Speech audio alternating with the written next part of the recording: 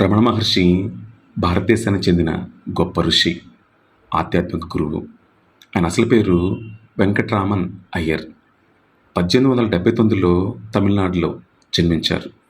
16 సంవత్సరాల వయసులో ఆయనకు ఒక గొప్ప ఆత్మానుభవం కలిగింది. నేనెవరు అనే ప్రశ్న ఆయన మనసులోకి వచ్చింది. అది ఆయన జీవితాన్ని పూర్తిగా మార్చేసింది. ఇంట్లో చెప్పకుండా ఆయన అరుణాచలం వెళ్ళిపోయారు. అక్కడ అరుణాచలంలోనే నివసించేవారు. నేనెవరు అనే ప్రశ్నకు సమాధానం తెలుసుకోవాలి.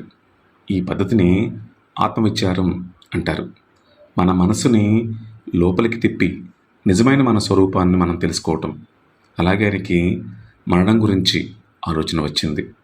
ఈ 2 విషయాల గురించి ఆయన దీర్ఘంగా ఆలోచించడం మొదలుపెట్టారు. అతని ఆలోచనల్ని అతన్ని మెడిటేషన్లోకి నెట్టేశాయి. ఇలా చాలా సంవత్సరాలు మౌనంగా గడిపారు. అవసరమైనప్పుడు మాత్రమే మాట్లాడేవాళ్ళు. మొదట ఆయన విరూపాక్ష గుహల్లో నివసించేవారు. ఆయన శరీరాన్ని పిల్లలు, పురుగులు గాయపరిచినా కూడా ఆయన ధ్యానం నుంచి బయటికి రాలేదు. అంత లోతైన సమాధిలోకి వెళ్ళిపోవటం జరిగింది. అప్పుడే ఆయనకి ఆత్మజ్ఞానం కలిగింది. ఆయన ఆశ్రమంలో కూడా వంట చేసేవారు, కూరగాయలు తరిగేవారు. భోజనం చాలా సాదాసీదాగా ఉండేది.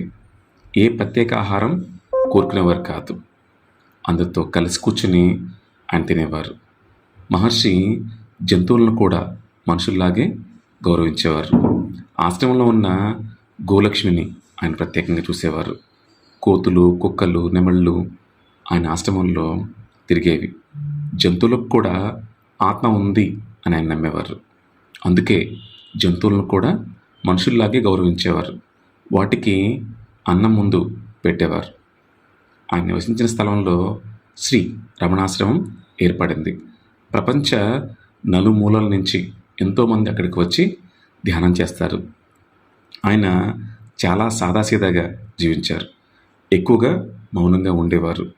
ప్రేమ, శాంతి మరియు జ్ఞానం ఆయన సందేశం. చాలా ప్రశ్నలకు ఆయన నవ్వి ఊరుకునేవారు. ఎందుకంటే ఆ నవ్వు కూడా ఒక సమాధానమే. రమణ మహర్షి మనకు నేర్పింది మనలోని ఉన్న సత్యాన్ని తెలుసుకోవాలి. నీ గురించి నువ్వు తెలుసుకుంటే మిగతావన్నీ నీకు అర్థమవుతాయి. శాంతి అనేది ఇక్కడే, ఇప్పుడే నీలోనే ఉంది అని చెప్పేవారు. Silence is the most virtual teaching అని ఆయన చెప్పేవారు. ఆయన జీవితం మనకు శాంతి, ధ్యానం మరియు ఆత్మజ్ఞానం ఎంత ముఖ్యమో గుర్తు చేస్తుంది. రమణ మహర్షి జీవితం ఒక గొప్ప సందేశం. ఎంతమంది ఫాలోవర్స్ ఉన్నప్పటికీ ఆయన ఎప్పుడు తనను గురువుగా లేదా టీచర్గా చెప్పుకోలేదు. 1950లో ఆయన కాలం చాలించారు. ఆయన తుదిశ్వాస విడిచిన చోట ఒక దేవాలయం నిర్మించారు. ప్రతి సంవత్సరం ఆయన శిష్యులు ఈ ఆశ్రమాన్ని సందర్శించి కొంత సమయం సామాజిక సేవల్లో గడపడం చేస్తుంటారు. శ్రీ రమణ మహర్షి ఆశ్రమం పవిత్రమైన అరుణాచల కొండ పాదాల దగ్గర ఉంది. ఈ ఆశ్రమం నిశ్శబ్ద వాతావరణంతో ధ్యానం చేసుకోవడానికి అనువుగా ఉంటుంది. వీలైతే ఒకసారి వెళ్ళి దర్శించండి.